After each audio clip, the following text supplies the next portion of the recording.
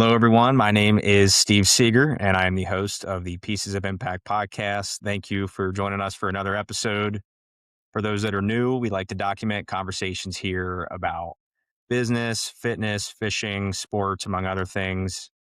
And I've got a great guest today in Erick Dent. Eric, thanks for joining me today. Thanks for having me, Steve. Yeah, man, I'm real excited about this. And usually to kick things off, I like to just give my guests an opportunity to share a little bit about themselves, where they've been, what they've done, who they are, so the listener here can get an understanding of who we're talking with today. Man. Um, my name's Erick Dent. I'm a professionally and classically trained photographer. Um, Turned into a somewhat professional fly fisherman, being as close as you can get to be without being a guide. Um, in the past couple of years, that's sort of the turn it's taken. But yeah, just have a lot of freelance. I shot for Vineyard Vines for about 6 years. Um, and I've been quite a few brand deals since in the past 10, which has been a ton of fun. But yeah. hmm Where have you all lived? Like, where have you all been based? Oh, based. I would say based as in like I've lived somewhere for what, a month? Less than? More than? Where are you from? I'm from Florida. Okay, let's put it that way. I'm Yeah. from the panhandle of Florida. I grew up there in a little town called Mariester. People don't know about Mariester, so I say Fort Walton, which is a little bit more popular. People don't know about Fort Walton, so I say Destin, um, which is a lot more popular. Shout out Taylor Swift. She mentioned us in a song a couple of years ago. Everyone's like, "Did you Taylor Swift mention it?" I'm like, yeah. Uh, but that was a ton of fun. I was born and raised there, which is, if you haven't been, it's insane. It's this like tiny little sliver of heaven in the Panhandle, that offers just like the craziest colored water, craziest colored beaches. And if you move a little bit farther east or west by like 30 or 40 miles, there's several like big river deltas that come down into the Gulf that really muddy up the water a lot. And there's something really special about like this little tiny sliver between Panama City to Pensacola, down there.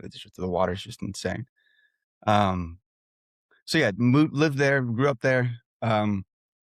Very outdoor lifestyle there, just because I don't know. I don't know what came first. My parents didn't get me a video game set, or I didn't want one. I'm not sure what happened there, but pushed outside. Um, so yeah, really grew up on the water, which was so much fun, man. So much fun. I didn't really realize how special it was, until I turned 22 and I was offered a job up in Connecticut working for Vineyard Vines. And I didn't go away for college. Pretty much just stayed there freelancing. Um, got this job offer, moved up to Connecticut, which I thought was, I mean, it was a fantastic move for me. Um, but man, oh man, did I miss the Southern lifestyle, or just being outside for more than 2 months out of the year.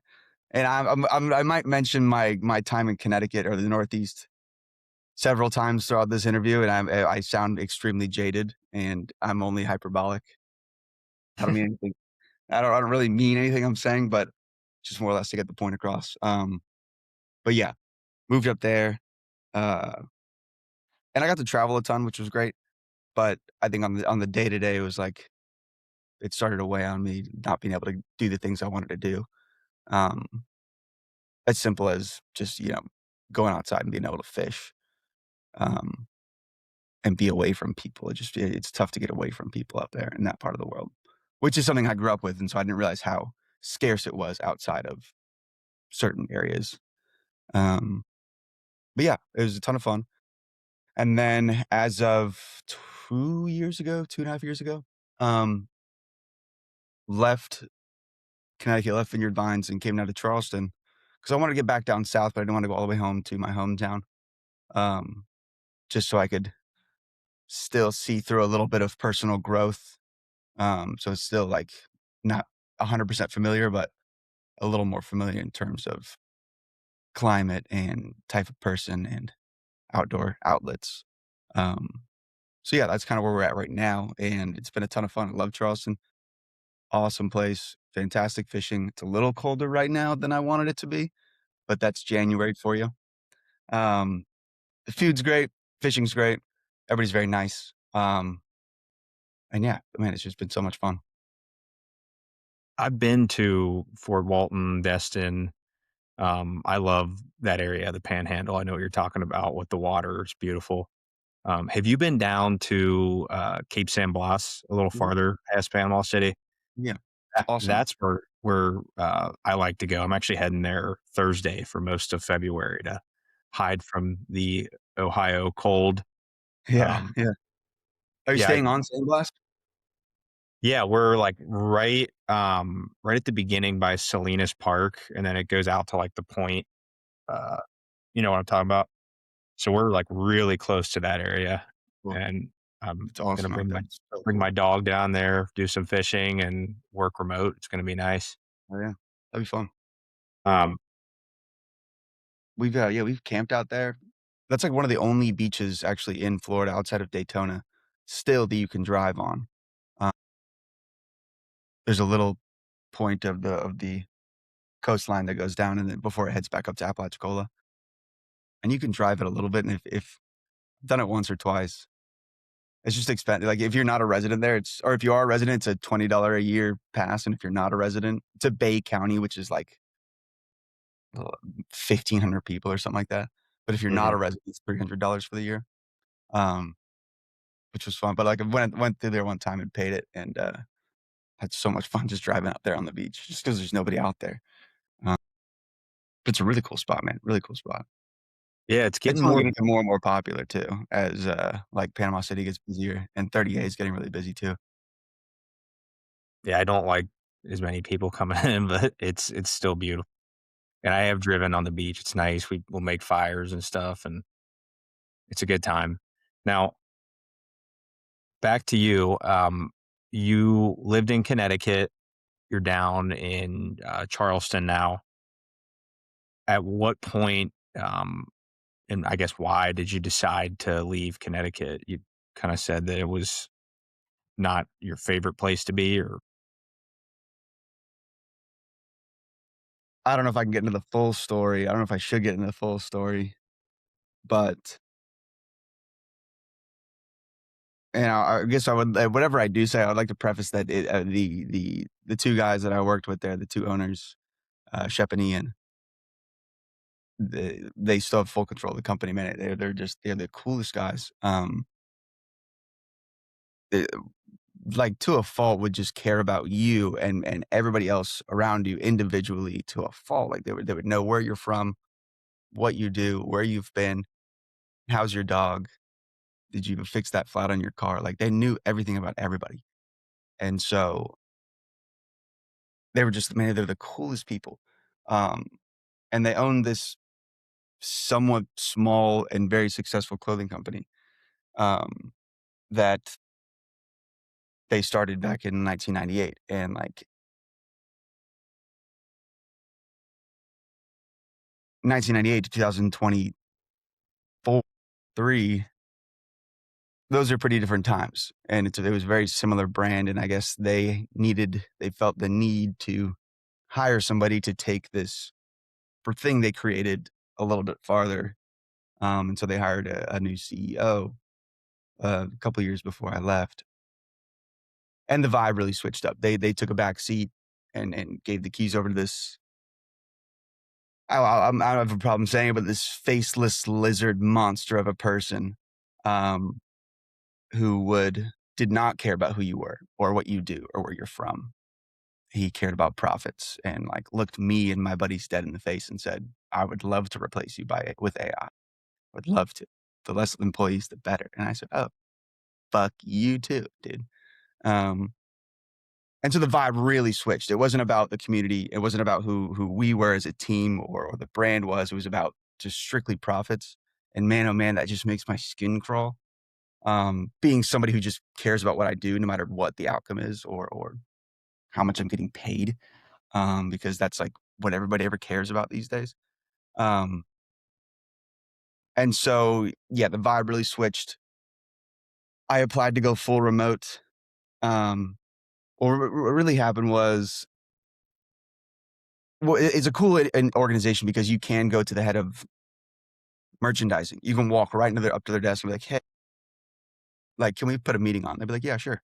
And then I have a meeting with the president of the company, meeting with head of HR, meeting with head of merchandising, head of creative. I try to do my due diligence of trying to figure out where I fit into this new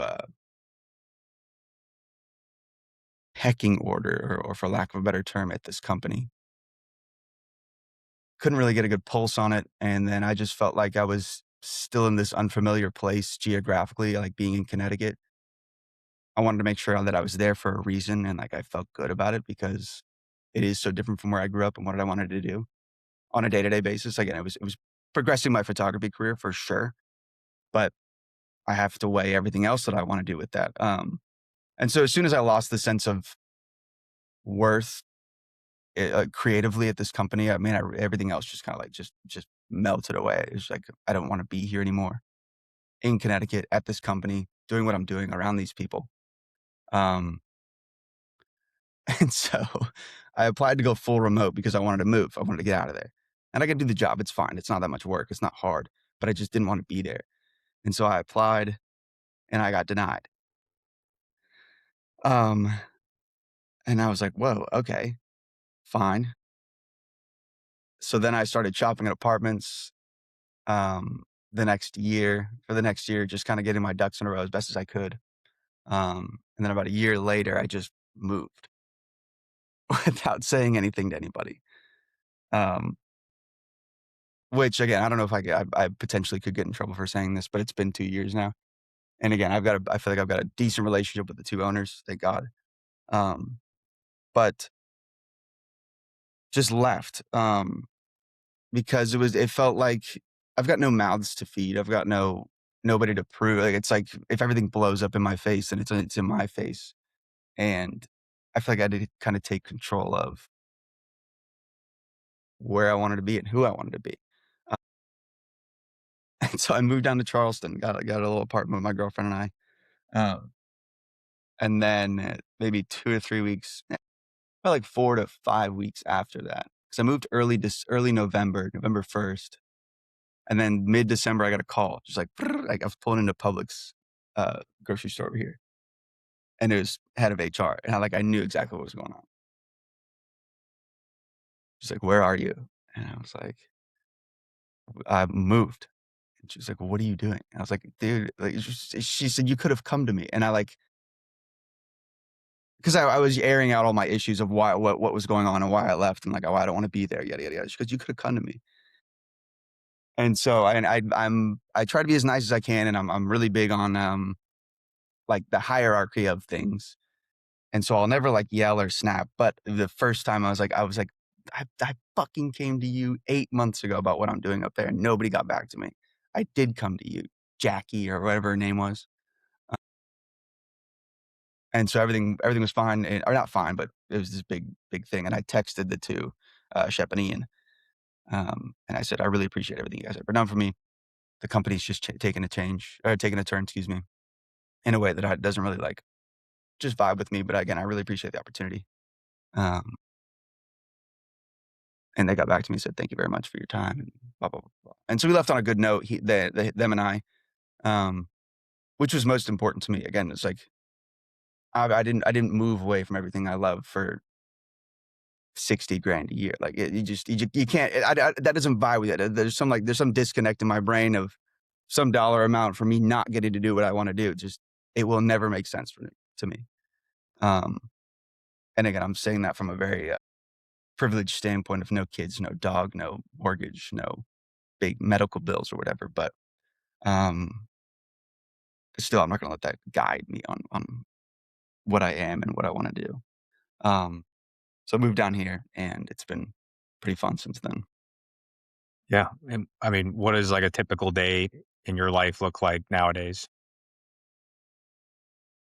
Um, it's mostly, it's like supplemental photography. Like these days, it kind of is taking a backseat a bit. Not a backseat. It's more like I've got a new boat now, which is my whole fishing career, and then the photography really kind of propels that forward. Because like anybody, hundreds of thousands of people fish daily. Um, but for me, it's more like how can I tell that story in a consumable and fun and artistic and unique way.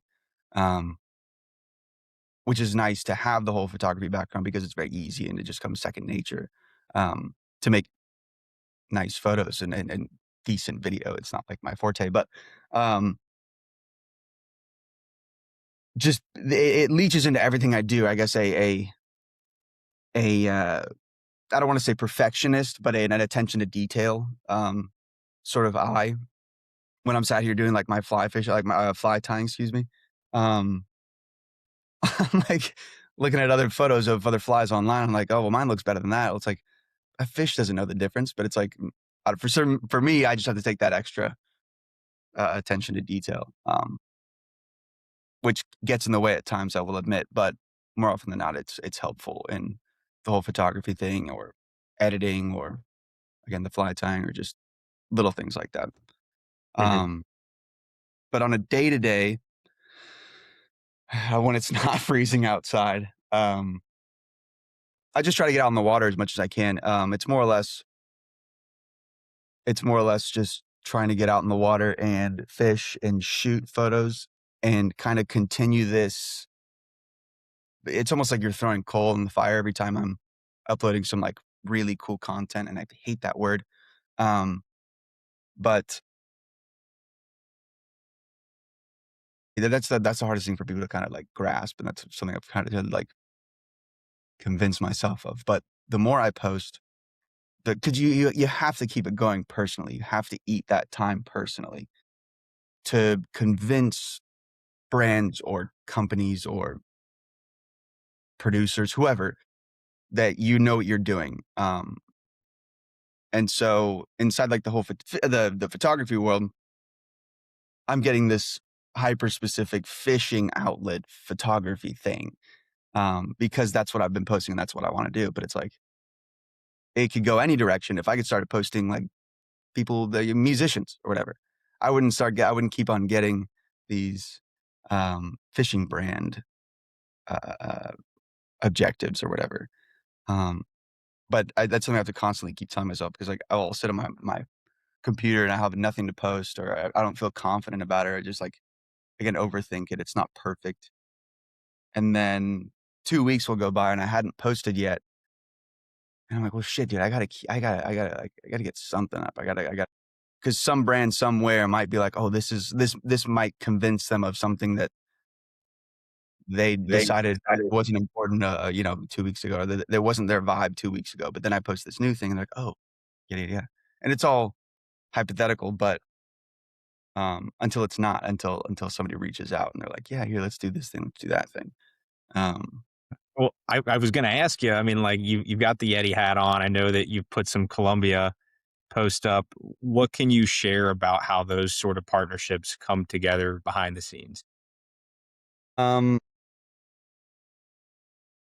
the Columbia thing, so I guess that's the best example of what I was just talking about. Um, well, it was last year. I think, yeah, last year, because the November before that, I got quit, fired, whatever from Vineyard Vines, and then jumped into all this photography stuff, like freelance stuff. I took a year off of posting, so this is again, a long-winded story. I took a year off of posting around the time I, like, got weird vibes at Vineyard Vines, 'cause I didn't want anybody to, like, know what I was doing or where I was or whatever. I hated that at the company. People, like, knew Mhm. things about me, I didn't know who they were. Uh, that's fine if it's a stranger, but it's weird when it's your coworker or your manager or your whatever. I moved down here and I hadn't posted in a year, and again, you gotta start churning out that stuff on your own time and your own dime. It's like, okay, I just want to like go full in fishing, and take a dip in terms of relevancy or whatever. It's because it's a hard shift. I was going like more clothes, just like me and my face, and I'm like here doing this thing. It was very like self-congratulatory, if that's a word. I hated it. But anyway, switched the vibe, full fishing, because that's what I wanted to do and that's what I really care about. Um, and I think it must have been last June or last May or something like that. Just got a email out of nowhere from Colombia. Hey, like we'd love to do something with you guys. I'm like, oh, that's when it was like it made sense. Like everything, all the preliminary work, all the stuff you have to do in your own time and dime. It was all for something at that point. Once I got that email, I was like, oh, hey, like we'd love to do something with you. You don't know what the conversations before that were, the internal conversations in wherever Oregon, Columbia's based. I don't know who else was on that list or whatever else. I've no idea, but I was just glad that I had done that what's the word, passion work, just for doing it, just for the sake of the game. Um, so they reached out randomly. I don't know how or where, but it was just from pushing that out of my own time. That those photos and those videos and whatnot. So anyway, they reached out to me about doing some photos, videos. I was like, yeah, sure, whatever. I was a little hungry at the time. I hadn't got a whole lot of work, and freelance is tough to get rolling. Yeah. Um, and so I bit, and we did something cool together.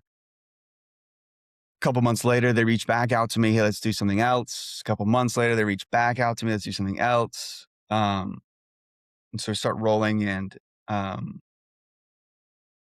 when was it? Last October, maybe a little earlier, probably not like June last year.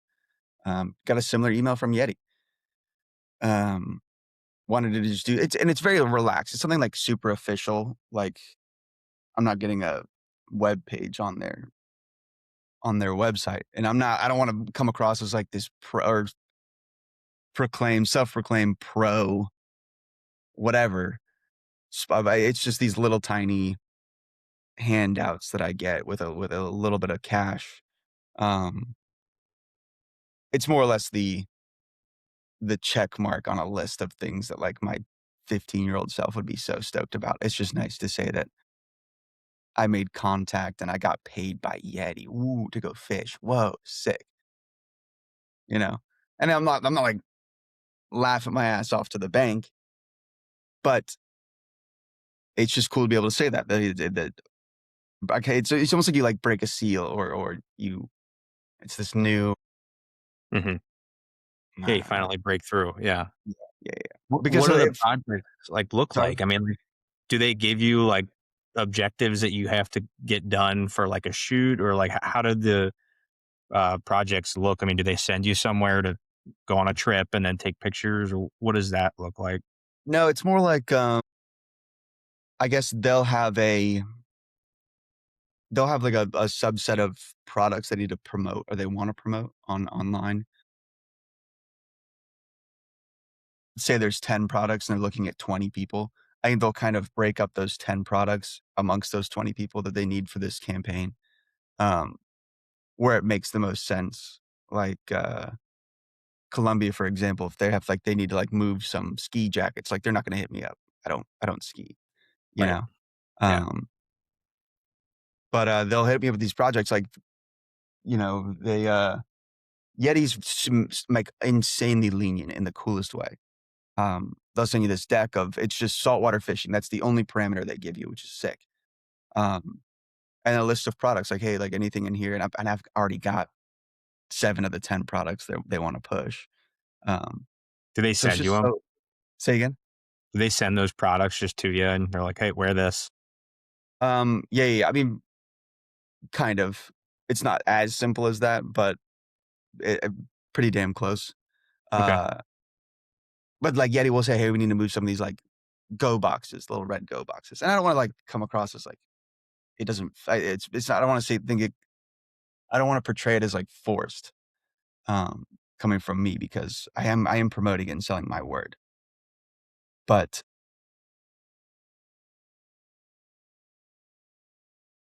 it all makes sense still, even if I'm telling you I'm getting paid by Yeti to promote their cooler. Like like I said, I've already got the product already, and I use it all the way, Mhm. genuinely and authentically, extremely frequently. But they'll send me these boxes. Hey, we want to push this box, and I gotta work it a little bit into my shooting process and fishing process. And again, it's mad easy, super lenient. They're stoked about everything they see. Um, and the other cool thing about Yeti, for example, they've got like a Rolodex of hyper talented photographers that they work with a lot. Um, and so it kind of takes a little bit of pressure off you as a just an Instagram creator because, like I was saying earlier, like the perfectionist mindset I have around these things, the pressure kind of comes off with Yeti because I'm not trying to like impress them um, as much, just because they've got. I'm not going to sell them. They're not going to be like, oh, let's hire Eric on as like one of our photographers. Like I don't think they'll do that. Just because the guys they have already are just insane. Um, but it takes a lot of pressure off of the whole thing. Like they're just stoked to do it in the first place. They're more or less excited about me using the product and not how the photos and videos turn out. Yeah. One of the things that like I will be curious to learn about is on your Instagram. It probably does seem like, I mean, like looking back at some of your old posts, like when I was prepping for this episode, watching how probably around that point when you were probably burning the boats and going full time, your content really kind of took off. Was there any kind of like strategy that you set up um, originally when you started going full go at fishing? And I mean, if there isn't, fine. But you seem like you do a really good job of getting consistent, I think, pretty valuable post out there. Thank you. Um, no, it's I think I have a bad habit of doing this, but because I get a lot of kids asking me similar things. Um, but the easiest way to put it, but also it's also like the hardest and most like lofty or I don't know what the right word is there, but it's something as simple as it is as simple as what I was saying earlier. It's just like, and I've said it to so many people, if you don't have anything good to post, you've got nothing to post. Don't get something up. Don't put something out there that's just like, I gotta get it off.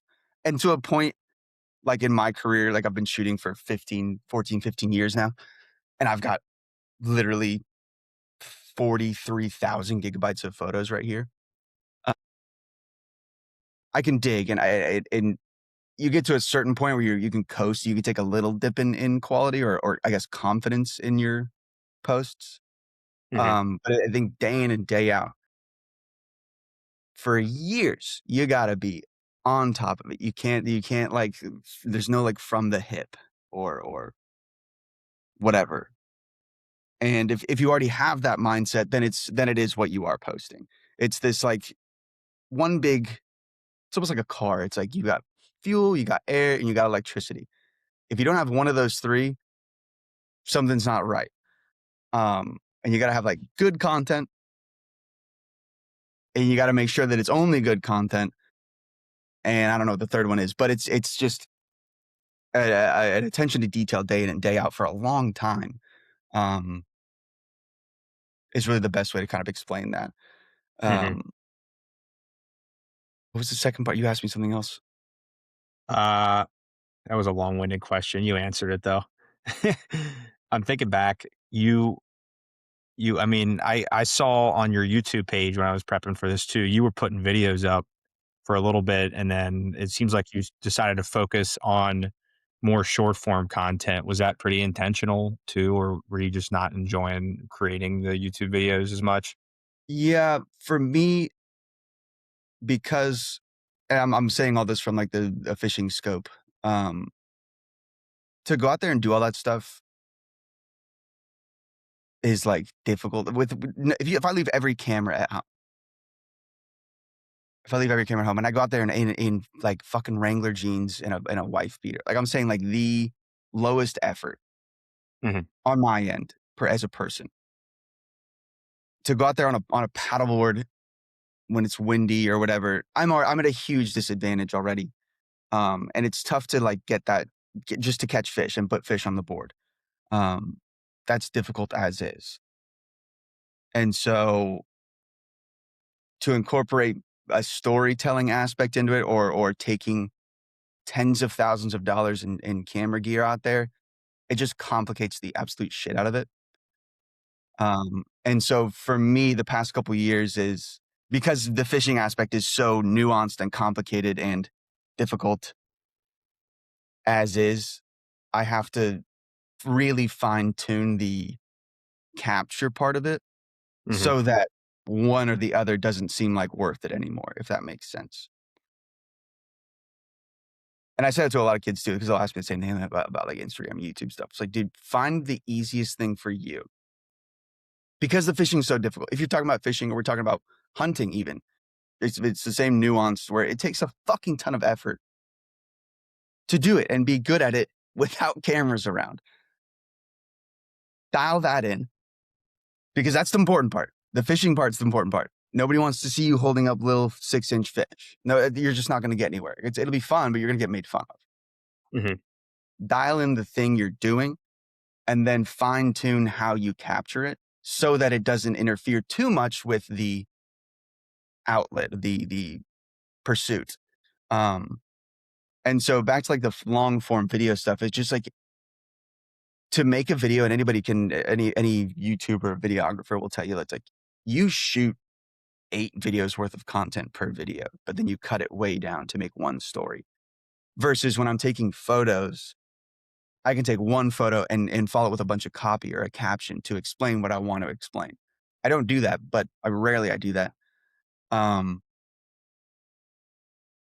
but the whole video thing, the long form video thing, it really cut into the process for me, and it's just like I haven't dialed in uh, uh, that workflow as much as I want to, or as much as I need to in order to stay successful on the water. And so the videos, like I try them every now and then. I have to do like videos for, uh, you know, the brand deals and whatnot. But it just adds this just really big layer of stress because it takes so much attention away from the pursuit and puts it on the capturing of it all. Um, so yeah, I've done one or two of the long form videos, one of them, and I've got it all my hard drive. I've got, like I was saying, to shoot 8 videos to make one video. I've got 4 like four section videos where they're not fully fleshed out, they're not fully shot, and I've like stuck fish, but I've like done like the talking piece or the B-roll stuff, and it's like it just turns me off because like if it rains here for like 3 weeks, then yeah, maybe I'll sit down and chew on the footage, but It seems like a lot of work. I mean, that editing cannot be easy. I mean, the one I watched that you put out last, it was like a 10-minute, and it was great. I mean, you had like angles on your paddleboard catching the fish and on you. I'm like, how is he doing this? But I'm sure there was a lot that went into it. it's more or less R&D, honestly, because like it's a double camera rig. It's because it's the pontoon board, um, Hmm. 2 GoPro 12s, I think. One's forward, one's backward. Okay. And then this is this is something I need to kind of work out, but I've got both of them. Do you know anything about video? No, I'm a complete novice. Yeah. Well, you can shoot a certain file type. It's called a log or raw video. It's the easiest, or it gives you the most editing capability. Like when you're shooting raw photos on your camera, you can do JPEGs, or you can go raw, which is like a JPEG's a summarization of a raw, and same thing for like MP4s is a summarization of raw if your camera has the capabilities. These new GoPros have log, GP log, GoPro log, which is better for editing, but the file sizes are massive. And then you have to shoot a certain way where when you're doing auto video, it adjusts your brightness, it adjusts your shutter speed, it adjusts your ISO, it adjusts your everything. Hmm. But when you go to log, it gives it this look that you cannot get without shooting log. but you have to do a lot of the back end work where I'm putting on like there's a thing called an ND, a neutral density filter, where you can't deviate from settings on your camera because it has to remain you have to maintain these cinematic settings, i.e. like 24 frames. And then if you're shooting at 24 frames, you have to shoot at 1/48th of a second to correspond with the frame rate. The shutter speed and the frame rate have to go together. So if you're shooting at 60 frames, you have to shoot at 1/20th of a second. It's a double, blah, blah, blah, blah, blah, blah, blah. If I want to do a slow-mo clip, I gotta change my shutter speed and my frame rate and then my ND so that things are darker in order or brighter. It's this again, I haven't fine-tuned it, but it's this added layer of stress around the whole thing. Anyway, getting out on the boards, the double camera rig, and then you gotta the batteries last for the GoPros are fantastic. When you're looking at other cameras that are that look great, the batteries are $250 and they'll last you 45 minutes. And then like a a 512 gig card is $450 or something like that. Like a good one. Maybe not that much, probably like $300. And they're not waterproof. I'm saying like the alternative. But then you get these GoPros where a battery lasts maybe an hour and a half. A 128 gig card gives you like 4 hours of recording. So on and so forth. They're great little things, but I gotta take a big sack of batteries and my shit gets really hot and sometimes like the GoPros will overheat. And they're at the way front of my board and I got to get down on all fours and reach as far as I can to unclip it with my thumb. And then I got to make sure I'm like sliding this battery out, make sure I don't drop because it's hanging right over the water. It's this point and the camera's right here. Um, and then like one camera will die and one won't, or one will start recording and the other one won't. And again, I think a fine tune, which is something I got to figure out, but a fine tuned machine would be just one 360 camera on the front that I could just cut back and forth to, forward and backward. But the issue with that is I can't shoot log and you can't put ND filters on the 360 cameras because they have this like dome front element on them. Whereas the GoPros are a flat one, you can put these little filters on.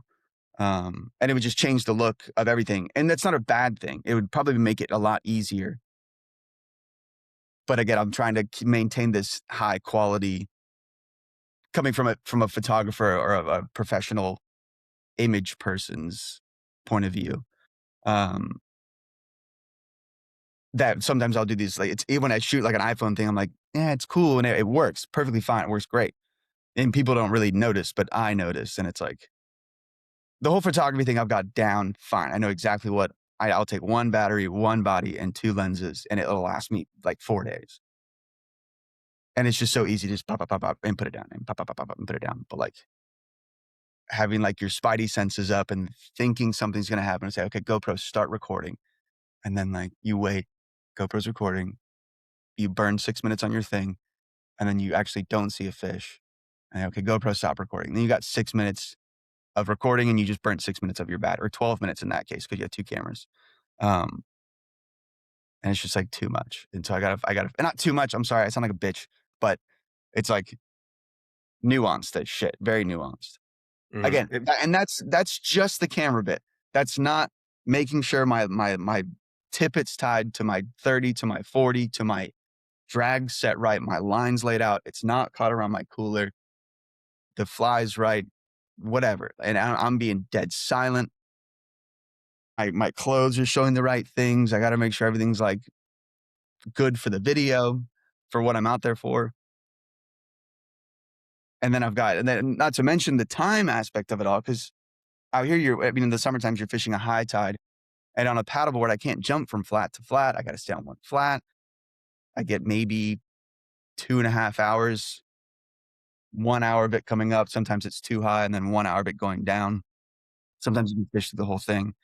But it's just, man, it requires a shitload of front end work. Front end planning. And then while you're in the moment, just like staying on top of everything so that you can optimize the time and the tide. And yeah, it's a lot. It's a lot. makes me realize how ignorant I am to how nuanced into this. And like since I am a complete novice at it, I don't know a thing. I'm like sitting there, I'm like, yeah, okay, like I understand what you're saying, but Yeah. yeah, And I that's probably for the it's best, you know, it's all none of it's really that valuable until you're trying to do exactly what I'm doing. Beyond that, you don't need to know. Who gives a shit? Nobody yeah. cares. Well, I mean, it's obviously served you well with the Yes. platform that you've built, and I think it's neat. So when you're out there on the paddleboard, I mean, like, what kind of fish do you typically target? We can kind of transition more to focus on the fishing here because I'm also very curious about that too. Around here in Charleston, it's pretty much like 90% of the time, 95% of the time, it's redfish. Mhm. I don't wanna sound, like, condescending or anything, but, like, have you done anything like that around here or know anything about it? I've caught redfish down at Cape San Blas. That's the only place I've actually fished them, and it was once. There was a limit. I think we could only take one per person on the boat. Yeah, that's typical. So I don't know very much though about it. So you can talk to me like I am a beginner. Okay. I'll like, this is a first date, and you just asked the wrong question, and now Oh I'm shit. about to bore you to death. no, Um, no, I am interested. growing up on the Panhandle, something to do with, and I probably should look into it because it's fascinated me for a long time, but, something to do with that area. Like, Hmm. the tidal swing isn't crazy. I think the farther west you get, sort of in the Gulf, the less tidal swing you get towards, like, Texas and all that, Louisiana, like, the water moves, but depth doesn't change Hmm. much, I should say. Like, the most extreme tide you'll get where I was from was maybe, like, a foot and a half, sometimes 2, but those are, like, in the winter times, when the winter months. Well, you get lower lows in the winter, higher highs in the summer, whatever. But it's a 1 to 2 foot tide. Here in Charleston, you can get what's called a king tide, and it's like, give or take once a month around here in the summertime. You'll get this 6 foot tide, but a tide and water level are different. That's something I've had to learn coming here. You look at 2 separate charts, and one will be like predicted tide and what the actual tide was or is. Hmm. Um, anyway, You're not boring me, by the way. This I'm super interested in this. So uh, keep going. yeah, on these high tides here, or sorry, coming from Panhandle, fish behavior changes from tide to tide. Like, they like a certain incoming, outgoing, high, whatever, depending on the day and time of day that tide's coming in. Um, but to that point, the fish don't need to be somewhere specific, that specific, on a day-to-day basis. So it's very much more difficult to anticipate where they're gonna be when they're gonna be there because there's more water and it doesn't change. Here, when you're talking about a 4 foot wide creek on low tide becoming this, like, vast grassy waterscape on a high tide, these fish come out of the creeks and they go up onto these flats where it was dry an hour ago Hmm. because they're pushing through this, like, Is 1 that foot of water. yeah? Is that like a foot of water when you're up there on the? Okay. Yeah, Yeah. um, and it's very opportunistic, or they're very opportunistic in, like, okay, they know this little zone is only accessible for the next 2.5 hours. For them, it's probably like 3 hours because they can move in, like, no water. Um, and so they get amped up, and when you see them up there, that's what, like, the tailing on the fish are, that when you see them on those flats, they're there eating. They're not there chilling or, like, escaping something, like, they're up there to look for crabs that were once dry a couple hours ago. And it's sick, dude, like, the way they just, I mean, they're these giant tails just sticking by the water. You can see them from 200-300 yards away, um, which is something I just didn't have coming from home. At home, the water's clear and you can see them in the water, but it's just a much more different, much different, order of operations, or I guess what you're keyed into visually is a lot different.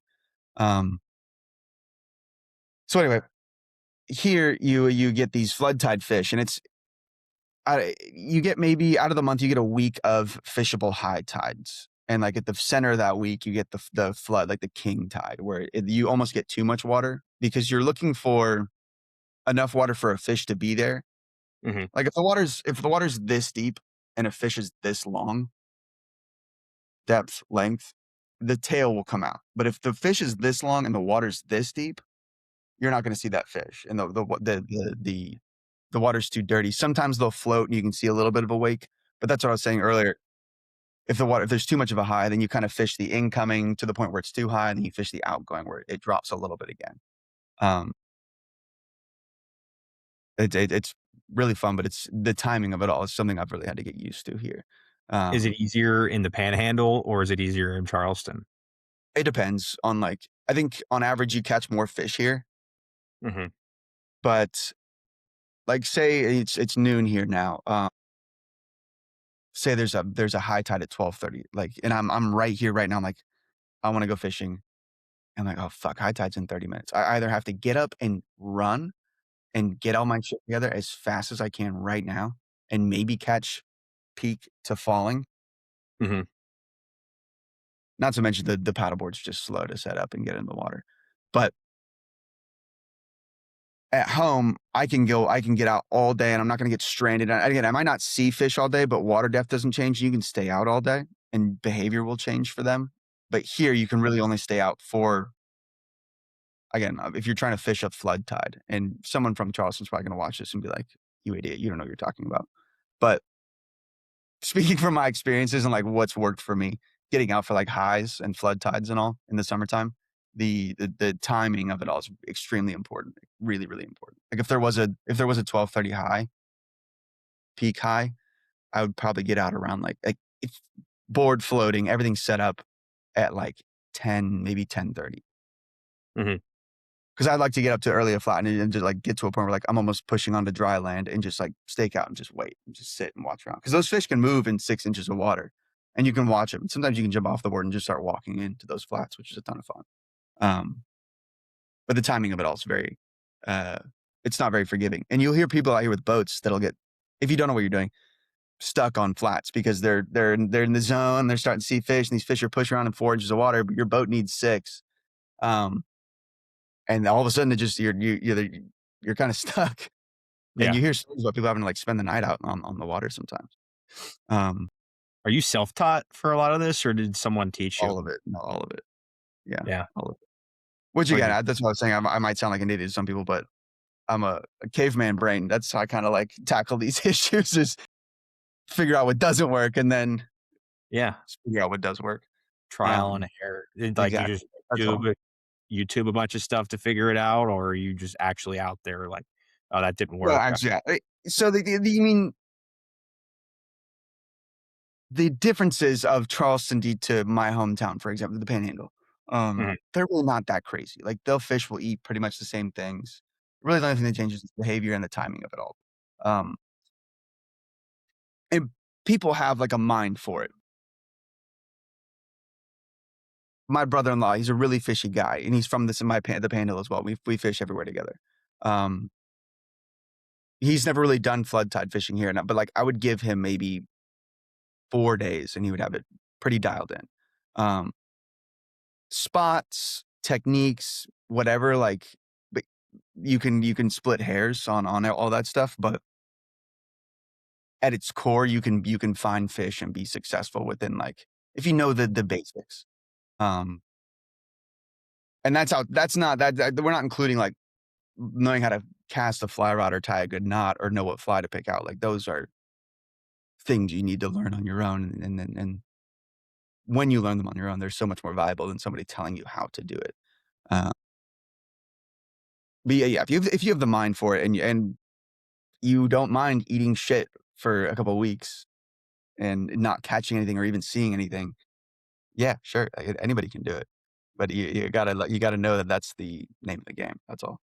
Well, at least you're out there on the water. If you aren't catching anything, you're still in a cool spot. It's Right. cooler than No, it's awesome. most places. You're right. It's really cool. You get to see so many things out there. You got a bunch of, like, terrapin, which are like type of turtle, but it's, like, one of the only fresh and saltwater turtles in the United States. They're beautiful out there. You see, like I've seen otters. I've seen otters. Um, you get these little marsh minks, so it looks like a little brown ferret. They're a couple, like, maybe a foot and a half long. but they'll, like, jump into the water and they'll swim around, they'll come back up. You see raccoons out there all the time, tons of dolphin, obviously, um, bald eagles you see. There's these cool, like, crickets that'll climb to the top. On the flood tides, when the water comes up, these big, like, green crickets will jump to the tops of these blades of grass, and when you paddle by them, 'em, they'll, like, jump into the water and shoot down, like, they'll swim, these crickets. Um, they're really cool, these things. And then you get minnows that jump and try to eat little aphids off the top of the grass. If you can just you can when you go out there, I'm talking about the marsh here, flood tide marsh here. If you just stop, I mean, you're as still as you can be and as quiet as you can be. If you just stop and there's no wind, man, shit just moves around you, like, it's so weird. Things just start to come alive as soon as you just give it a second. And I'm talking about, blades of grass getting bumped by a little like a 1-inch minnow. The blade of grass will move like half a millimeter, but if you're still enough and you can notice it, it's like, man, you're just in like a different world. It's so Like cool, heaven. dude. Yeah. It's just insane. It's insane. I mean, the bugs can get kind of bad sometimes, but if you're covered up, then it's not a big deal. Is it Um, at certain times of the year the bugs are bad, or is it like always you're gonna get a couple bites? Pretty much every time it's not in the 40s, you're gonna get bit. You get no-see-ums. Have you experienced the no-see-ums? Yeah, they Yeah, they're suck. awful. That's, like, the Yeah. worst one. I mean, 'cause I'll do my best to, like, buff, glasses, hat, and, like, those sometimes, they'll get me on, like, my scalp, or they'll just eat you, like, around your glasses. Or like a mosquito, like, they'll kinda get, like if you're moving around, they'll kinda, like, get discouraged by the inconvenience. Uh, Do you but ever man, get those used they're, like, they're always there, but there's been and I've you deal with them, you just kinda have to deal with them. Um, but there's been a, like, handful of times where you're saying to yourself, like, "What on earth am I doing? What am I doing? What am I doing?" Like, you just start to, like, I mean, like, I panic. I don't panic, but it was like, you just it's like, fucking just for a second, just like, "Oh my god. stop Ah, biting me? oh my god." Do But you you have to use just take yours, just go in and just, like, call it quits. Yeah. Um, Do you drone to see stuff too, or no, big no-no, big no-no. okay, If anti-drone? no, I mean, like, in the community, and as far as, like, the fly fishing culture goes, to to n if you're gonna drone to see fish, you cannot go catch those fish, let's put it that way. Because I'm guilty of it, I've got Be buddies that honest. drone. Again, I don't know. Okay, uh, I'm trying to learn I got here. plenty of buddies that drone and all that stuff, and, like, I'm not gonna sit at the back of a flat and go, and, like, check out a flat and see if I can see anything moving, like, I'm not gonna do that. Um, just because it is so, like, there's so many, like, purists out there, and I would consider myself one to a certain extent, um, where it just takes away from the sporting of it all. But again, I've done plenty, done so many drone shots out back here by my apartment on the marsh. Um, but and not to mention, like, dude, let's talk about fucking, like, me fly fishing from a paddleboard, taking a video, and then sending a drone up while I'm on a paddleboard by myself trying to it's like, that just wouldn't happen in the first place. I wouldn't be able to pull that off. I would need 2 extra hands and 2 extra eyes. But for some reason, yeah, that's just it's a no-go. Now I've used a drone and I've seen fish on the drone, but I'm never like, "They're over there." Like, "Oh, fuck." They're like, Yeah. Mhm. eh. It's, Unwritten rule. say I'll again? I'll I'll put that one in the archives. Unwritten Well, do what you rule. want. It's if you're willing to deal with the backlash, and not that you're not gonna end up on local news, but, um, you gotta, it's just a small community, and everybody has opinions about you already, no Mhm. matter what, and so if you can follow as many rules and be as, like, as purist as possible, i.e., like, tying your own flies, going to your own spots, not asking for help, and not being too, like, flashy about it all. You have to make it as difficult on yourself as possible to earn a bit of respect. That's really the main thing for That's some fair. reason, but yeah, it's funny. That's fair. On your website, you sell flies, and the crab one that you put out kinda recently, I thought was really cool, and we were just talking about fish coming up into the little short areas, hunting them. what got you into that? Was that part of like trying to teach yourself what works and what doesn't and get a little respect, I guess? Or how did you Um, get in that? the tying the flies. Well, first of all, I don't sell them. Sorry, I just posted those photos. I don't know. I just wanted to share a bit of them. I was kind of proud of those flies, but Okay. So you just make all your own? for the most part, yeah. There's actually nowadays, yeah. I guess I do tie them all. But to get back into like what really got me into the whole fly fishing thing was the level of care that you have to take to be successful in it. You don't have to take, but I guess in this case, you can take that level of care. Mhm. Um, I grew up doing it. Like, I mean, I've got photos of me when I was 4, like holding redfish, and like there was more like luck. It was just like bait off the side, but doing it for a long time. And then like I got to a certain point where I was like, I was using bait, and I was like, yeah, this is boring. So then I would like jig and like top waters and all. It's like, well, how can I take this a little bit farther? And so I picked up a fly rod. It's like the highest level of management. You have to think about everything you're doing at all times, at least to be successful. And more often than not, it doesn't work out. But tying your own flies is like sort of the upper echelon of involvement when it comes to fly fishing. There's certain things you're like locked out of. Like you're not going to make your own reel, you're not going to make your own line, but you can wrap your own rods. I tie my own leaders, which is like it's not that big of a deal, but it's just more of an involvement, and you're more tuned into what's going on in your hand and what's going on out at the end of your line. And the more tuned in you are to that, the better you're going to be. Um, for some reason, I don't know why, but it's just like it's an extension of you. It's an extension of like your fingertips, the end of that line. Like you have to be able to like know if it's like curved, even at the last like foot of it. Not know, but you have to be mindful of it all in the moment because it's going to drag that fly a certain way, or it's going to make your fly spin a little bit in the water, the way you tied it, the way you weighted it, the way you whatever the drag on it all, the buoyancy of it all.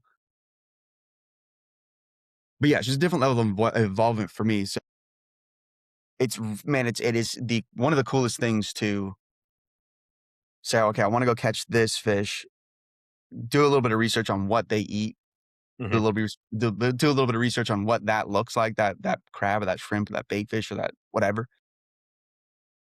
Go down to your fly shop, buy all the materials, and try your little ass off to make it look as good, feel as confident as you can in this one little like little crab or whatever. Um, and for it to come full circle for you to like have this objective, but because we're not talking about hunting. The thing about hunting is you can anticipate where they're going to be, and that's kind of like where they're going to be and when they're going to be there. Turkeys, deer, whatever.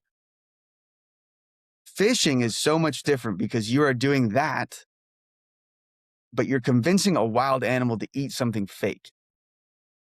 So you have to make them feel comfortable enough to eat something from you, whether it be right at your feet or 30 feet away. Um, and so to create something that fools this elusive, and they're not smart or like whatever, but to bring it's like really full circle to close that ring on making the thing that they ate. Um, is like, man, it's one of the coolest things. It's like you feel for me it scratches this like deep uh primal I don't know, like again, caveman brain. I can do this. I've provided on my own whim and my own intuition. Um it is, man, it's just so much fun. And more often than not, none of these flies work at all. But when it does come together, it is so worth it. It is I mean, for me personally, and a lot of people don't understand that or never would understand it, but I'm trying to think of like the best analogy I can to for someone who doesn't do it, but it's just, I mean, it's just so much fun. It's just a different level of involvement. That's all. Yeah, I mean, it just feels like there's like a level of purpose and passion that you feel from doing that that is probably hard to compete with, and it sounds like you've kinda found your calling. I mean, do you ever eat the fish you catch, or are you exclusively catch and release? No, 99% of the time I don't really let them go. Mhm. all the redfish I catch out here in Charleston, like, keep none of them.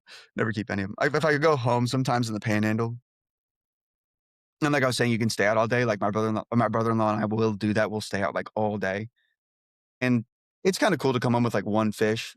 When you paddle for, like, 9 hours, 10 hours sometimes, it's like, we'll take 1 home. You catch 6, you take 1 home.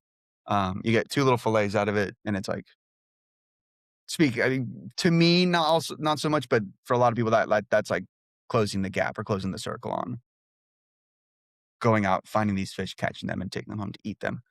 Mhm. Um, but to, like, tie the flies and to eat them is like you can consider that as like a full fully fleshed out story on the water for sure, but, no, I typically don't keep anything. If you go offshore and you catch a bunch of mahi, or if you catch a good triple tail, um, sheep's head are fantastic, but they're a lot more rare, so you don't catch that many of them. So, like, when you do catch one, you're like, "Should I keep this? Maybe. Whatever." The main thing for me on the board is I never keep ice with me. Um, Okay. that's, like, one of the bigger hurdles is that if I really wanted to keep something, I gotta think about that, and I gotta dedicate space and weight to ice, in a cooler or in a lunchbox or something like that. Um, and that's really, like, the biggest hurdle. And so I never really even consider it. That's just it never crosses my mind, honestly, because it's just not worth taking a shitload of ice. Like, I've got the cooler that I'll set have you seen the setup, like, the rig? The Yeah, paddleboard I've rig? seen it on your Instagram. It's Um, cool. Yeah. but I've got, like, the Yeti I sit on, and, like, that's just straight up dry storage. Like, there's no ice in it ever. Um, sometimes I'll take a lunchbox with, like, a packed lunch in it, but there's never, like, just ice in there. Um, and you can, like, drag fish in the water behind you to keep them fresh, but Mhm. it's like, I don't know. I don't wanna do all that. Has it ever, like, tipped over when you've been out there and all your gears got No, no, so I got the motor on there, and I've had those boards. I've had those boards for, like, 9 years now, and I Mhm. just got the motor on one of them, and that definitely, like, changed the vibe, like, the weight distribution and the balance of it all. But I'm a light person.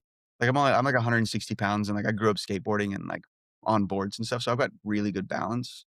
At least I like to think so.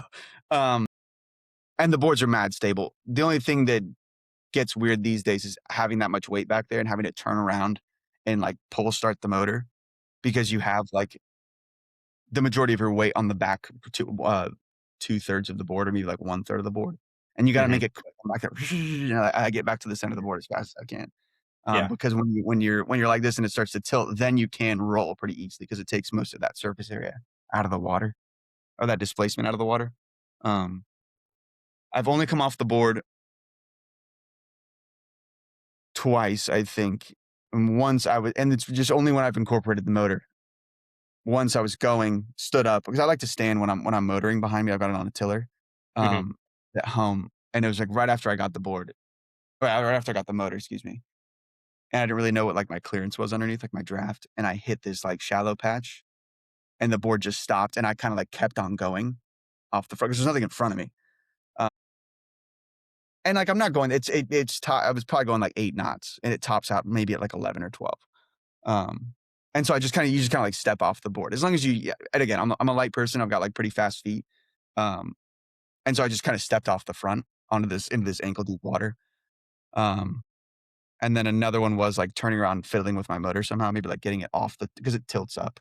Getting it off the tilt and putting it back down in the water, I think I, like, sent too much weight to the back and it started to tilt, and I more or less proactively bailed instead of, like, everything dude, if everything came off that board, it'd be the biggest shit show of all time. Um I would think so. I mean, you got a lot of gear on there. I've seen the Like, it'd be pictures. the worst thing, and not to mention it would flood my motor. Yeah. Dude, it'd be awful. So I try to bail if I feel like I can swim perfectly fine. So if I get anywhere near falling, then yeah, I ditch it. Uh, but no, never no real I've had, buddies that have fallen off, that'll get, like, that'll get too confident, like, they'll stand on the cooler, and then that's when a lot of weight's way high above the board. But yeah, I don't really know why, but it hasn't happened for me, but I've seen shit unfold pretty quickly out there with other people. It's pretty funny. Yeah. But no, nothing serious, When thankfully. you're getting those pictures of you on the board, are you using a drone to take those, or is there someone else out there usually that's capturing those pictures? Um, if it's on the board, it's more often than not, it's with somebody else. Mhm. And, like, I've got, like I don't fish with a lot of people. Um, most of the time, I just don't like talking when I'm out there. And so, well, I'll go with people who understand that. Um, but when I got there, I eat my brother-in-law. He and I are like he's one of my best friends. We fish all the time. We're going to the Bahamas here in like a week or 2 weeks.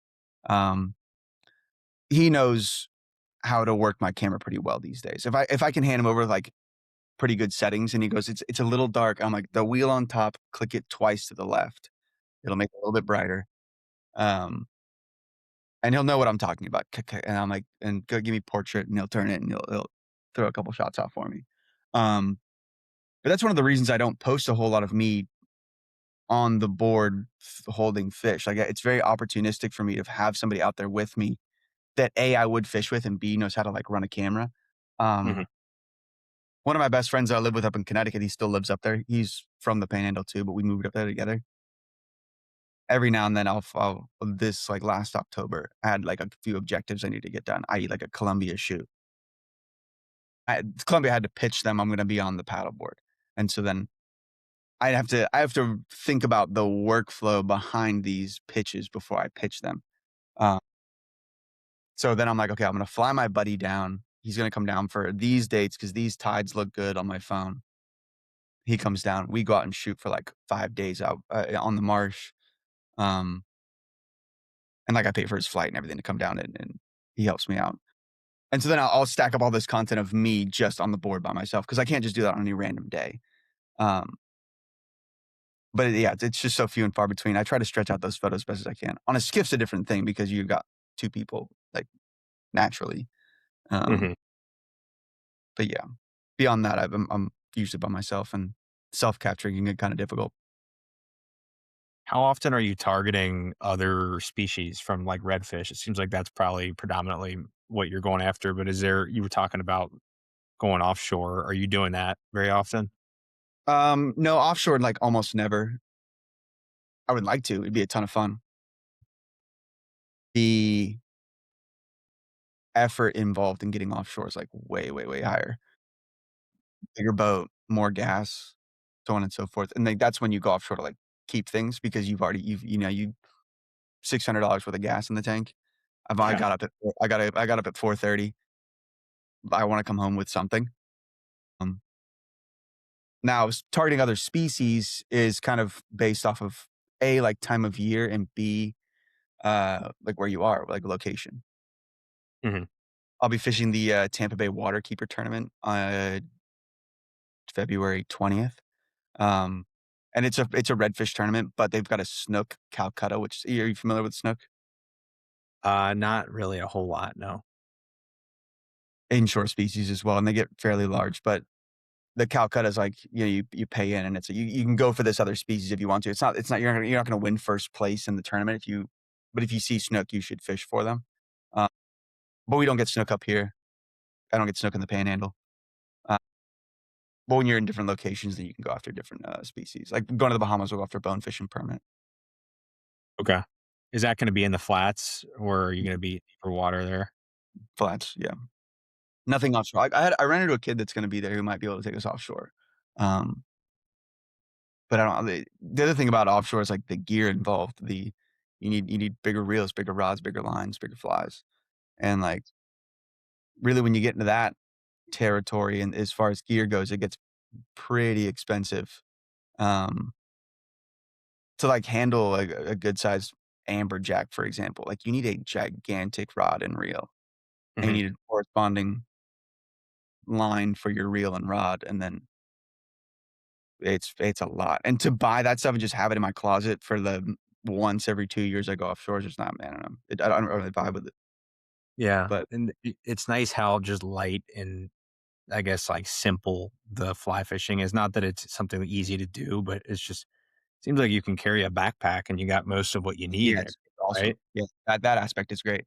Um, like, I got a little case here, uh, like a travel case, and it fits because the Mhm. fly rods are kind of they're four-piece rods, and it'll fit.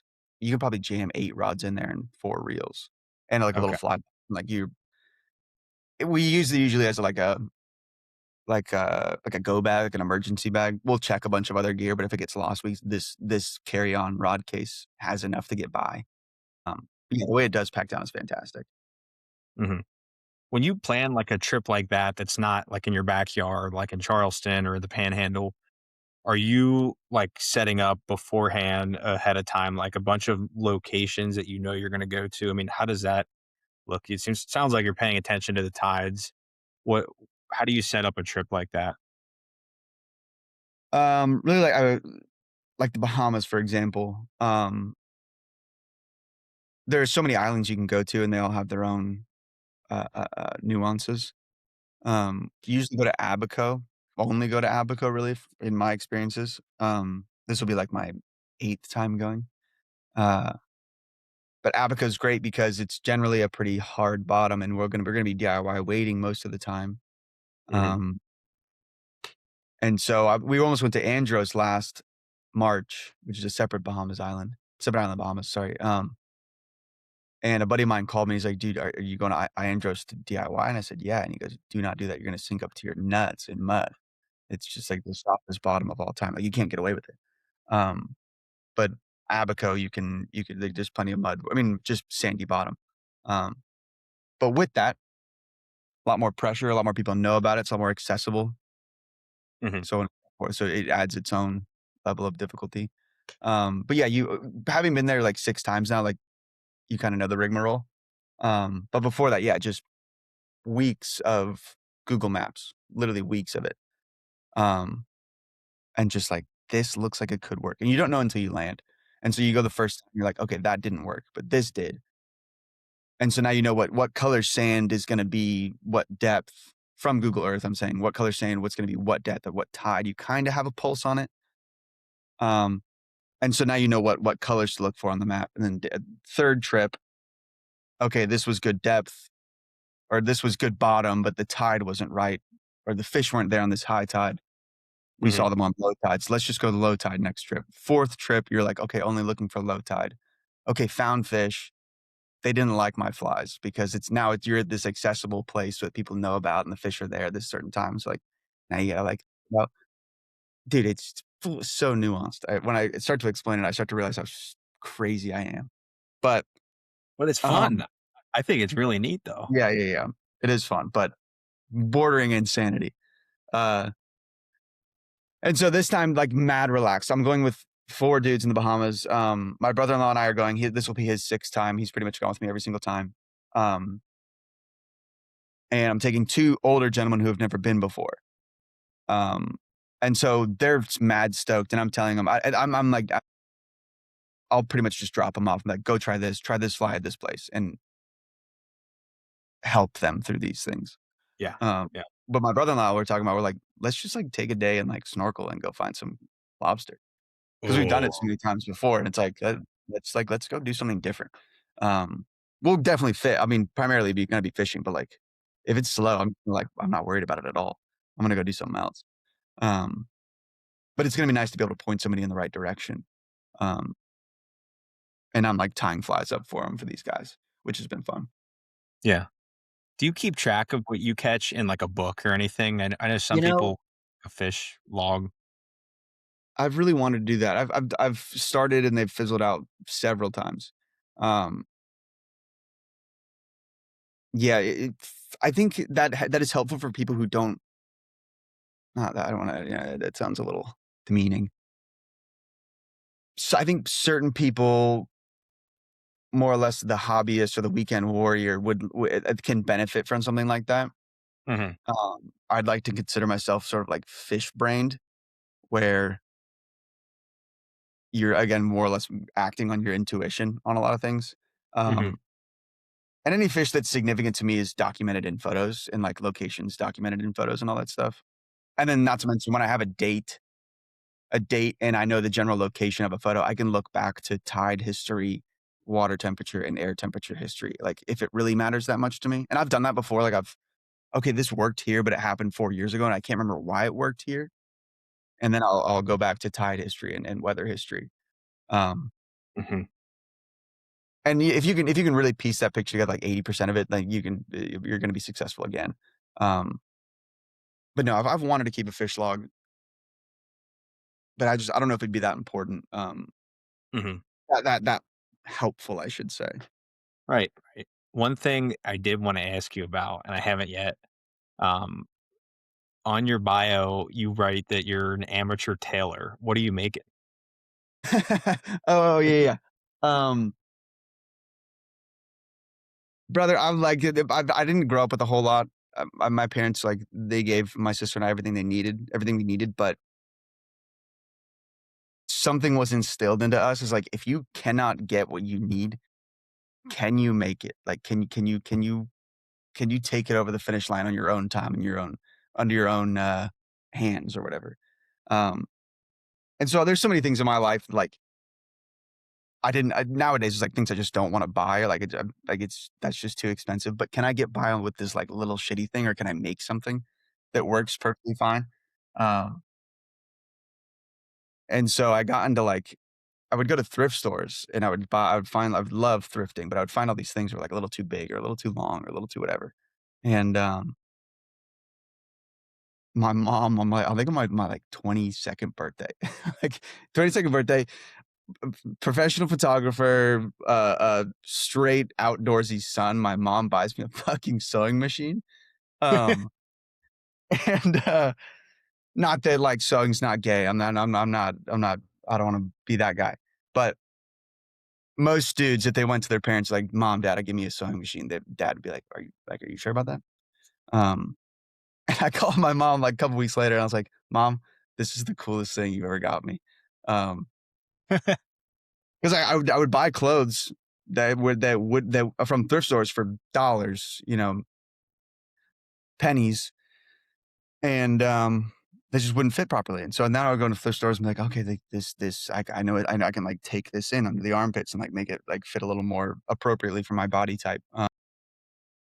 And I've made, like, sun gloves, I've made buffs, I've made, nowadays, it's, like, girlfriend stuff, she'll like, "Hey, can you bring this dress in for me?" Or, um her friends will bring things over and they'll be like, "Hey, can you slim this up or hem this or whatever?"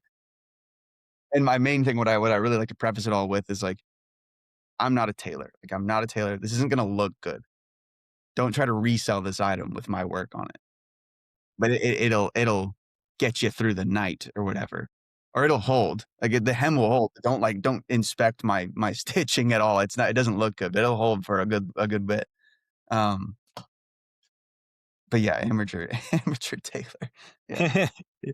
I think the bio is fascinating. I mean, you got a I lot of cool stuff on here. Practice, think bush mechanic, yeah, yeah, amateur yeah, tailor, that's okay. For intentional sure, vagabond, and animal control expert. for sure, Right? I think it's cool. for sure. Animal control expert. What does that mean to you? Yeah, if I can pick it up, I'm gonna fucking pick it up, and I don't care. You Um, ever got bit by anything bad? no, no, no, no. Mhm. Dude, growing up, and it really, I can't stress this enough, and I don't want to sound hyperbolic. I am gonna sound hyperbolic, but like growing up, and again, no video games, only playing outside. The only thing I would watch was Steve Irwin Crocodile Hunter. And, like, satellite shows to that. They were all kind of the same vibe, but, like, the closest thing that I had to, like, a religion was Steve Irwin Crocodile Hunter. Mhm. Um, confidently, to this day, I know that I could if there was an 8-foot alligator out in the parking lot right now, there's nobody else in this apartment complex that could handle it like I could. Not that I ever have, but I just know, like, everything that he would do from the ropes around the jaw to the tail over the head. I would probably lose a finger or 2, but, like, man, oh, man, I feel pretty damn confident in that. Um, but I've handled plenty of venomous snakes before, um, rattlesnakes, moccasins, coral snakes, all that stuff. Mhm. Um, and again, it's just coming from, like, I think what all those shows really teach you is just the level of respect for them. If you can kinda go in and with to those encounters with, like, deep, deep respect and understanding of keeping this shit between the lines or else you're gonna end up in the hospital. Um, and I've gotten calls from my buddies like, "Hey, I've got this moccasin, should I kill it?" And I'm like, "No, like, call me. I'll come over and grab it from you." Um, and just moving slowly, like pinning the head, grabbing its tail, putting it in a bucket, driving it out somewhere, dropping it off. Um, because what other people don't realize, and especially around here in the South and, like, people who move from the South down here, snakes are, like, everywhere for the most part. Uh, but dude, I'll look at any white girl. Would you rather 1 snake or 25 rats around where you live? I'm like, "Eh, man, I don't really know. Rats are kinda cute." It's like, "No, rats are gross. Snakes are fine. 1 snake's fine. If you see a snake, just leave it alone. Go home. They're not gonna get inside. They're not dirty. They've no plague's ever been spread from a snake." Mhm. Yeah. But no, I'm not I love it. I think it's so much fun. I think it's the, uh the closer I can get to understanding the natural world around me, the better I just feel about me. I don't know why. But if I can pick up something that is perceived as dangerous, um, and do my best to understand it, Mhm. uh, I don't know, the better I feel about just getting outside and doing all this stuff in the first place. Well, yeah, animal control, I mean, I'll do possums. I picked up a raccoon a couple months ago, took him to a little, rehab center. I've found an owl on a golf course, a baby owl, big great horned owl, but it was giant, it was huge, but the a full grown owl is, like, big. Those, great horned owls. Um, yeah, all sorts of stuff. Legs kinda long. They are Owl? mad long. Yeah, yeah, yeah, really, like, Yeah. sneaky long. Well, they have to, I like, see it. their talons have to come down and grab. Um, yeah, they're pretty cool, really cool, and not to mention, like, just, like, so big and strong. And this was, like, a fledgling, I couldn't fly yet, and this thing's legs that were, yeah, probably, like, 8 to 10 inches long. Um, they're so cool, really cool animals. Um, but yeah, thanks for the bio dive. I forgot about that. I should probably revise that a little bit.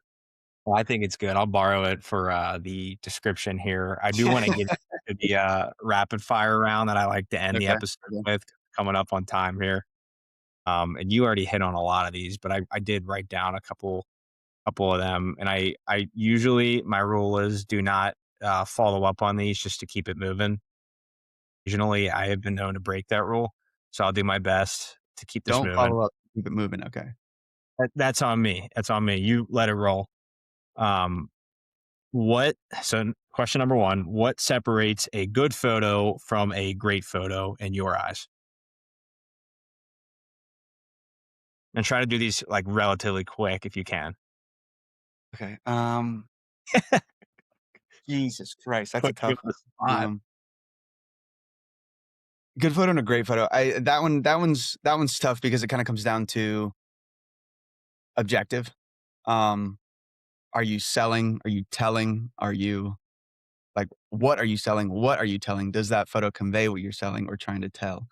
Yeah, Um, so that's on and so perfect. forth. I think a lot of people nowadays are like, "This photo is great for telling this story," and it's like, "No, it's not. It's a good It's photo, but it's not good for telling," and vice versa. Like, "I wanna sell this thing." It's like, "Well, I don't know what you're trying to sell."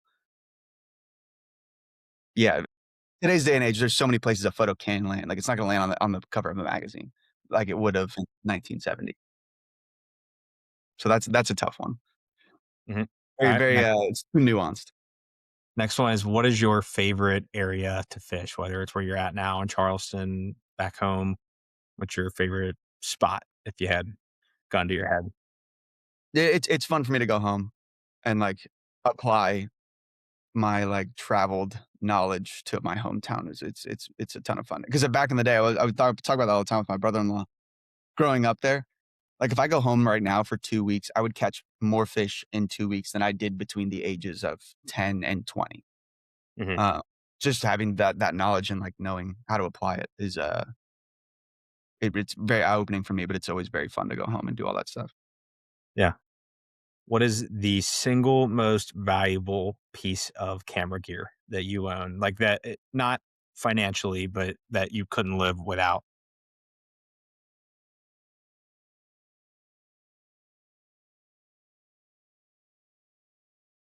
That's a good question too. Are you talking about like one individual piece? Yeah, just like a lens or something that you're like, "Oh, that's my favorite." I mean, day in and day out, year over year, the most valuable lens I have is a 24 to 70 2.8. Like that's the most used lens, I think. It's like if I were to take one lens with me out and I'm like, I need to go a little wide, but also punch a touch. uh, Mhm. 24 to 70 is probably like the most valuable thing. But beyond that, man, like these days, if you can have like an updated phone, like a newer phone, that does it. That tells enough of the story. Now, like I'm not gonna use that for any sort of Mhm. posting or brand deal at all, ever, ever. Although your phone can get away with like good video. More often than not, like if I just want to like get a good photo, like just for the story or whatever, or to show my buddies, then I'll just use my phone. Yeah.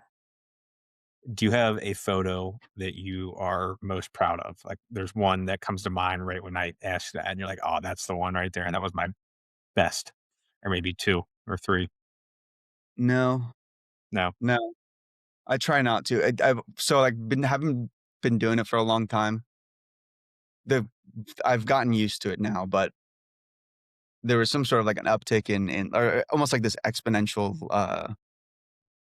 parabolic uptick in skill. Um, Mhm. That just comes after the years, and, like, you'll shoot photos, like, the photos from January to March, and then come September, October, you'll look back at those photos and like, "What the fuck was I thinking?" Like, "That looks bad," or I'll do plenty of times. I'll sit here if I haven't shot anything in these winter months, I'll scour my 43,000 gigs, and I'll just re-edit photos that haven't seen the light of day, just because 'cause I'm not happy with the way they were back then or what my workflow was back then. And I'll probably do it again. That's what I'm saying, I've gotten used to it now, like, I've gotten used to wanting to tweak things several months down the road or years down the road.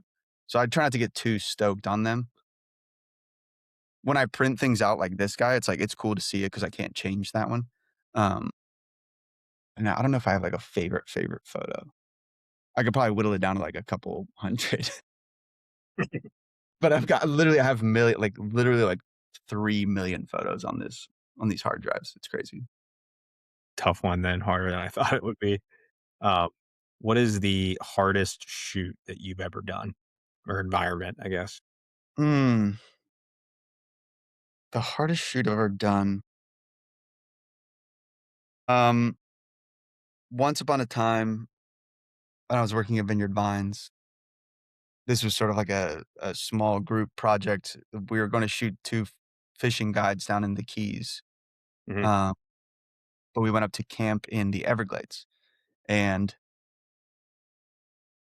it was me, and I'm like, That's all fine with me," and I was going with a videographer, this guy named Jimmy, great guy, who works at Vineyard Vines, and he's just from Connecticut and has never, like, done anything like that before, and so we met these 2 guys, like, "Hi, my name's Eric," got a meal with them, and then about 4 hours later, I'm, like, camping on a beach with these 2 strangers, that don't know us and we don't know them, and so, like, that was cool, but and that's all fine, like, that's nothing about that's difficult, but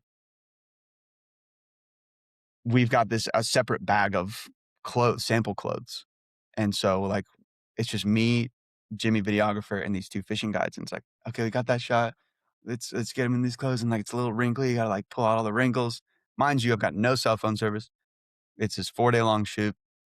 Been operating out of a 18-foot skiff and a 24-foot Pathfinder, um, and just having to think about everything, like the lighting of it all, my batteries, my cards, making sure my camera stays dry, making sure it doesn't get too hot, making sure the clothes are not wrinkled, everything fits properly, and you have this outfit sheet, it's like, "Is he wearing the right hat with that shirt? Is he wearing the right shorts with that shirt?" So on and so forth. "Okay, we got that, okay, let's pop him out of that and let's throw him in this other thing." Having to think about everything, and then shitting in a hole, you know? Like, having to dig a hole and take your morning shit in a hole. Wow. Um, and nothing again, nothing that, like, about that's, like, too out of my wheelhouse, but having to come at it with through the lens of this, like, preppy Connecticut brand, and so trying to thread that needle of making it work, and then coming back in, like, heading back in towards Islamorada, like, boating back in, I was getting, like, texts of, like, "Hey, can you send me these photos when you get a second?" I'm like, "Dude, I've been shitting in a hole for 4 days, like, leave me alone. Leave I lost 3 pounds, leave me alone for, like, a day. Like, let me get a day." That was one of the more challenging ones. All right. Yeah. Last one that I like to end every episode with, and if you need a minute to think on it, it's a little deeper, but it goes well with the theme of the show, which is impact. And the question is, what is one piece of wisdom that has made the greatest impact on your life? It's the question that I ask because I want the person that's listening to your episode today to carry this forward. And I end every episode with it. Yeah. Um, I'll try to say this without being as, like, as hippy dippy as I can, because that's not who I am. Um, I go like again, it was like it's what I was saying earlier. It sounds simple, but like go outside. Literally, like go outside. And I don't mean go to REI and grab a backpack and go for a hike. I mean like go outside, like be an animal outside somewhere. Hmm. Um, I think that the world itself, but especially like America as a whole today, is really like lost sight of what it's like to just be a human because you're fucking made of the same things. Everything else that flies, swim, crawls, whatever. You're made of a pretty similar molecular compound as them. Um, and like when I think for me, like focusing on that and just being an animal and trying my hardest to play that game with them, the smaller all of the world's problems kind of become. Or not smaller, but I guess the more trivial and the more it's a little sad because it's like we've kind of like lost sight of that, but like nothing really else matters. Like you can, nothing else matters. Nothing else matters, dude. Nothing else matters than the basics of what's going on outside of your four walls. Um, as shitty as that is, and it's frustrating because you do have to have health insurance, and you do have to get food in your fridge, and you do have to you need a car, you need to put gas in it. Like there's all these things you have to do, but I think if you have this general understanding of the way things work outside of that, it doesn't matter what religion you are or what your sexual orientation is. Like none of that shit matters to me. As long as it doesn't get in my way of doing what I want to do, it doesn't matter who the president is. So long as I can do what I want to do and nothing is being damaged on a day-to-day basis or year-to-year basis. But I think a prioritization of what's going on outside and a genuine want to understand that is like so important. Um, It just makes me think of things with a much more, like, critical eye or a much more, it's not as myopic, um, as I think a lot of people think as a lot of people are. Um, Hmm. that makes any sense at all, but It makes a lot of sense. Yeah. I'm trying to think This, of, like, a more compact way of saying that, but, no, uh, I mean, it resonates with me. I'm with you there. Um, yeah, and Eric, this episode was great. I cannot thank you enough for taking the time to come on here.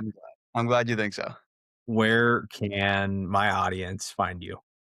Um, check me out on SoundCloud. I just dropped a mixtape. Um, I'm just kidding. I didn't drop a mixtape, but pretty much just on Instagram. Like I'm just trying to again, if I can keep things simple, just find me on Instagram. Um, Erick Dent. Don't hit me up for fishing spots or tips. I'm not gonna help you. I'm sorry. Because I'm not gonna rob you of those personal discoveries. Man, that's the coolest part of it all. Is figuring it out for yourself. Don't hit me up. But good luck. Um, yeah, just Instagram. Hit me up on Instagram. Yeah, the SoundCloud thing caught me off guard for a second. been working on my mixtape for a long time. Yeah, back since 2013. Yeah, yeah, yeah. Well, Eric, thank you again for your time here. This was Thank great. you, I Steve. I really appreciate it.